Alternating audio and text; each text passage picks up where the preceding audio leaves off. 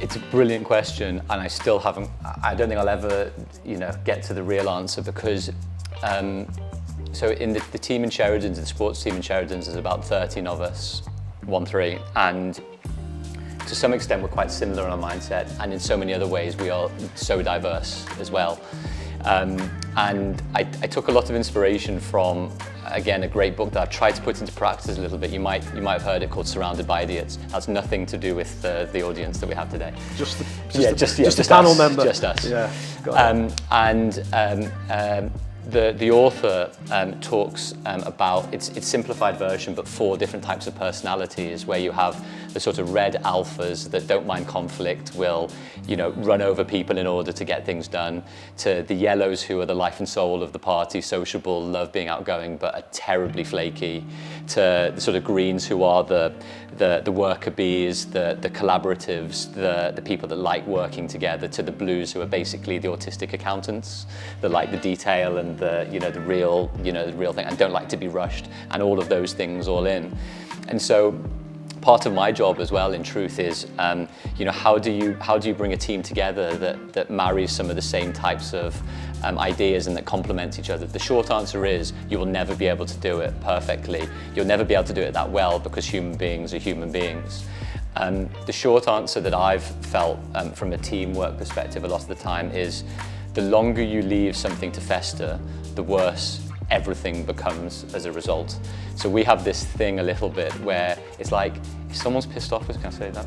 If someone's pissed off a little bit with something, sorry, there's no R rating just yet. Best just to say it. And it won't happen all the time, and it's easier said than done in practice. But usually what that then comes down to is, they're not really annoyed about the thing that they're annoyed about. There's something that's triggering them in their lives, in their work, in their relationships or something. And what people actually want most, I think, is just to be understood. Because sometimes what happens is, you just put the sticking plaster on, you're like, okay, fine, well, it must be the thing. The deeper the relationships you can build with people, the better is the truth. And it starts from the lack of festering, and actually you really care about the person to help and understand them in the end. But what actually is more important is to understand, their triggers, what things they're better at. Some people love conflict, and some people, a little bit like me, try and avoid it at all costs. Other people thrive on pressure, and some people absolutely despise it. Other people don't like to, all of the usual stuff that will be in any team, in any wider team. And my role a lot of the time is to sometimes match people to the right situation, and a lot of the time to try and be empathetic, to be like, if things don't go right or things don't go well, that is not a reflection of you, it's a reflection of the thing that has happened.